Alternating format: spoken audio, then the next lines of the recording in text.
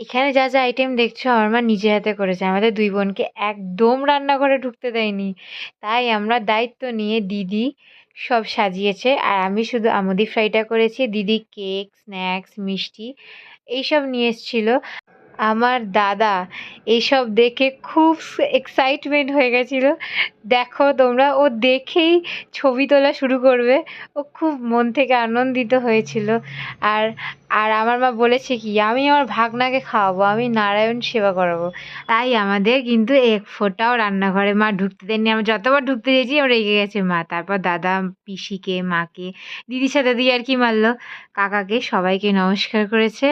আর এখানে যে দাদা পাঞ্জাবিটা পরে আছে সেটা আমার মা বাবা দাদাকে আইবুড়ো ভাতে গিফট করেছে। আর এটা ওর ফার্স্ট আইবুড়ো ভাত।